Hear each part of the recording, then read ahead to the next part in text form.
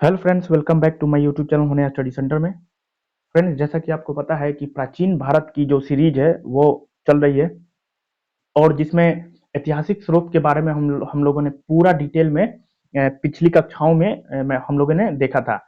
अब ये जो है ये चैप्टर 2 है आदि मानव। तो इसको पूरा डिटेल में हम लोग समझने वाले हैं, ताकि क्या होगा कि एक भी प्रश्न आपका छूटेगा नहीं। अगर ये पूरा डिटेल देख लेते हैं आप, तो एक भी आपका अगर प्राचीन भारत से क्वेश्चन पूछ रहा है तो एक भी प्रश्न आपका नहीं छूटेगा। ठीक है, इसकी गारंटी तो हम पूरा 100%।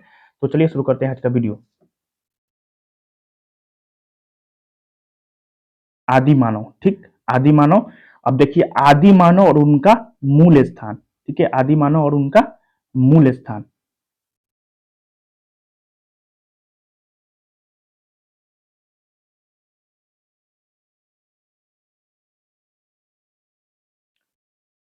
ऑस्ट्रेलोपिथेकस।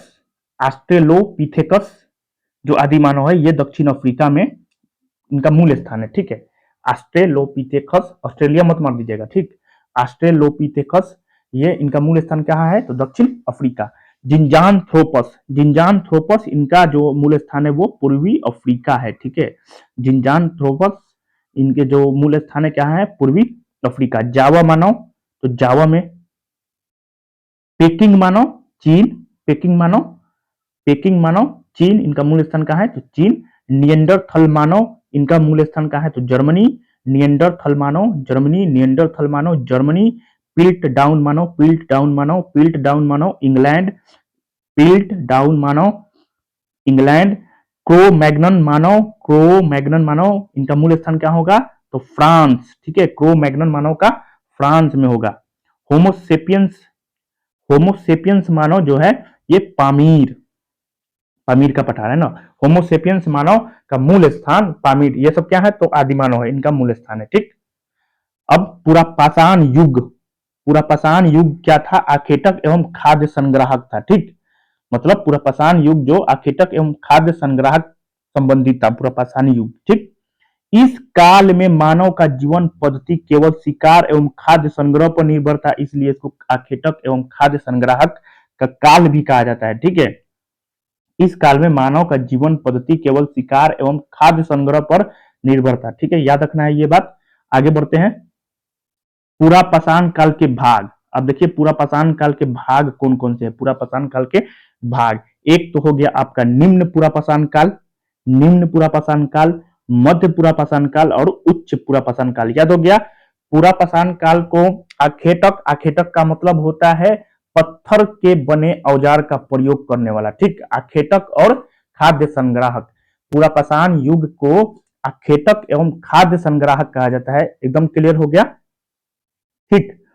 अब पूरा पाषाण काल के ये भाग हो गए, एक तो निम्न पूरा पाषाण काल, दूसरा मध्य पूरा पाषाण काल और तीसरा उच्च पूरा पाषाण काल। निम्न पूरा पाषाण काल का देखिए 5 लाख ईसा पूर्व से 50,000 ईसा पूर्व के बीच।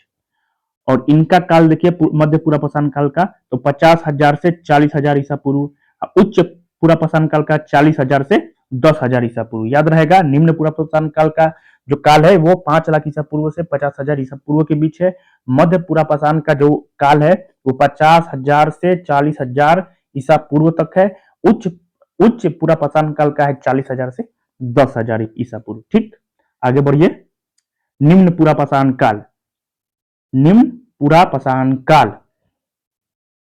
इस काल में मानव मूलतः क्वार्टजाइट पत्थर का उपयोग करते थे। ठीक है, इस काल में मानव मूलतः क्वार्टजाइट पत्थर का उपयोग करते थे। याद रखना है, इस काल में मानव मूलतः क्वार्टजाइट पत्थर का उपयोग करते थे।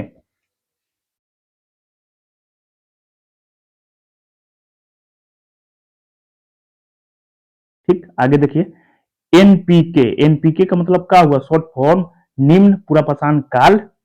निम्न पूरा पाषाण काल का क्या है ये तो आपका भाग है। क्या है तो भाग है। ठीक, एनपीके निम्न पूरा पाषाण काल का भाग। एक तो चॉपर चापिंग संस्कृति और दूसरा हैंड एक्स संस्कृति। ठीक है,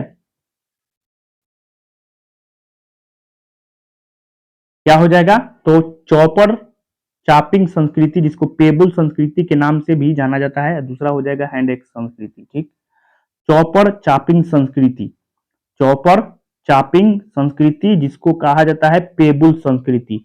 इस संस्कृति से संबंधित उपकरण सर्वप्रथम पंजाब की सोहन नदी घाटी से प्राप्त हुए, इसी कारण इसे सोहन संस्कृति भी कहा जाता है। बहुत ही इंपॉर्टेंट, चॉपर चापिंग संस्कृति जिसको पेबुल संस्कृति के नाम से जाना जाता है, इस संस्कृति से संबंधित उपकरण जो है वो सर्वप्रथम पंजाब की सोहन नदी घाटी से प्राप्त हुए, इसी कारण इसे सोहन संस्कृति भी कहा जाता है। तो सोहन संस्कृति के नाम से किसे किसे जाना जाता है? चॉपर चापिंग संस्कृति बोलिए या पेबुल संस्कृति बोलिए, ठीक है, क्योंकि ये इनका जो उपकरण था, औजार था, पंजाब की सोहन नदी घाटी से प्राप्त हुआ था। ठीक, हैंड एक्स संस्कृति, अब दूसरा क्या है? हैंड एक्स संस्कृति। आइए इसके बारे में देखते हैं।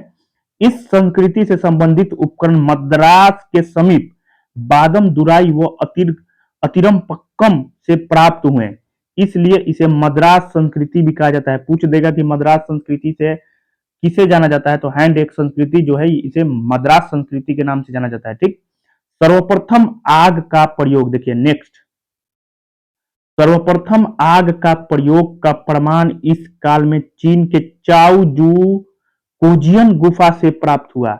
याद रखना है, सर्वप्रथम आग का प्रयोग जो है इसका प्रमाण जो है वो चीन के चाओजू कोजियन गुफा से प्राप्त हुआ।